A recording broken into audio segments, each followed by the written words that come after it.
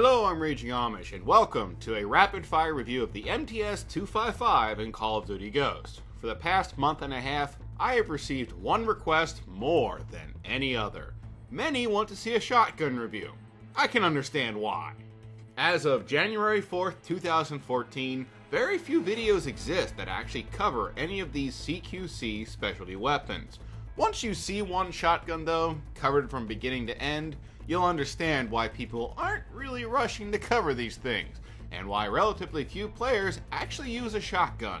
For my part, I'm reviewing the MTS-255 first, and to be frank, my reason for choosing it is simple. It's my favorite shotgun, at the moment, although the name could be better.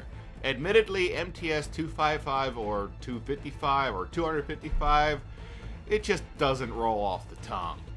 Yes. Not a very good name, is it? The third of 4 shotguns, the MTS is available for 8 squad points at the beginning of any prestige. Technically speaking, this weapon is semi-automatic, as one pull of the trigger fires a single shell, although the better term would probably be to say it's a double-action 5-shooter. Either way, the MTS fires at a rate of 285 RPM. The only other shotgun that can fire faster is the Bulldog.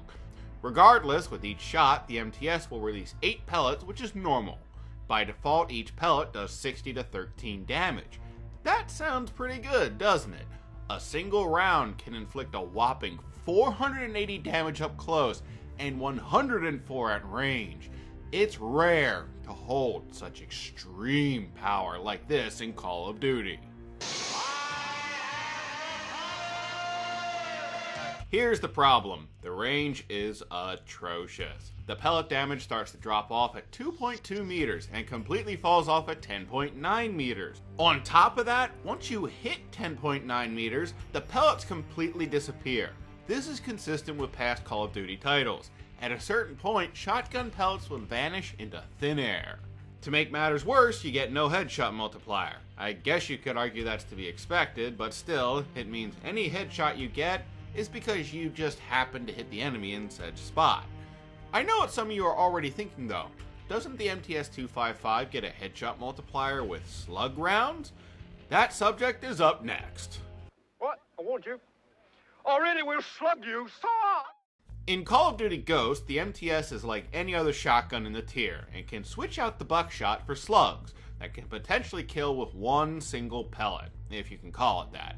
It's kind of like playing with a sniper, except with really poor range. With slug rounds equipped, your range is roughly doubled from the buckshot range, and you can get a 1-hit kill up close and drop to a 4-hit kill at a distance.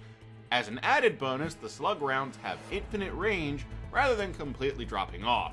Even so, the problem here should be very evident. Yeah, the range was doubled, but it was poor to begin with. Do not use the slug rounds. Trust me on this one. To round out your performance, each pellet has low penetration. As you would expect, this weapon is not designed for shooting through walls. Find a target who is out in the open if you want to win a gunfight.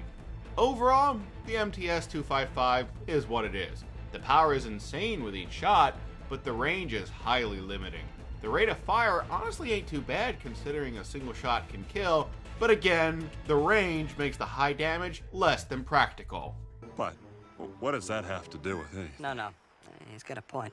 The rest of the stat sheet on the MTS-255 frankly isn't that great. For starters, your capacity is very limiting at 5 shells. You get 15 shells to spare for a starting loadout of 20. It's pretty easy to pay and spray a bit too much. Don't be surprised if you run out of ammo.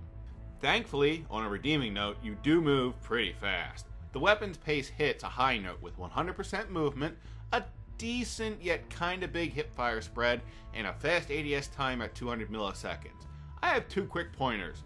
First, you should aim down the sight when your enemy is at the limits of your range. Second, the MTS-255 actually has the largest hipfire of any shotgun by default, so steady aim may or may not be a good idea, depending on your playstyle. Another perk that may come in handy is sleight of hand. The MTS has reloads that can be quite painful. By default, the gun reloads in 3.93 seconds if partially empty or completely empty. Either way, you have a 3.13 second add time. The reload animation is long and can get you killed in CQC fights. Sleight of hand pretty much is mandatory if you ask me.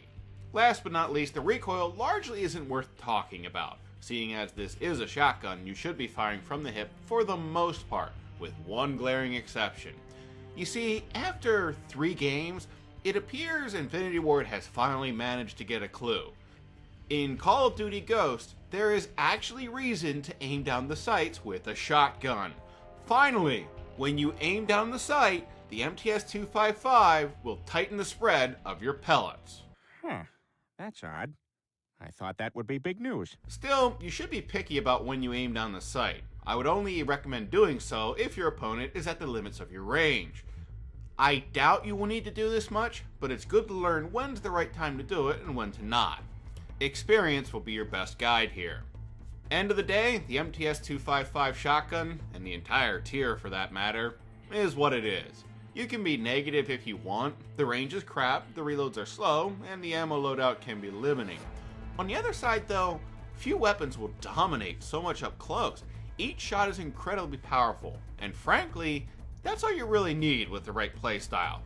I would make the argument that really, the MTS-255 isn't that bad. It compares fairly well to shotguns from previous games. You only need to connect with 2 pellets up close for a kill. For those who remember Modern Warfare 2, the same can be said for the Smash 12. The problem in Ghost is the maps. These levels are huge with long sight lines. Most levels simply don't lend themselves to shotgun play. I think Infinity Ward finally got the balance of these primaries right. Unfortunately, one mistake has replaced another. Go figure. This time around, the developers gave us huge maps, so the shotguns aren't all that usable.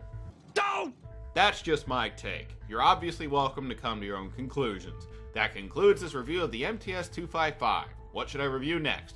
Leave your comments down below. Until next time, this is Raging Amish, checking out.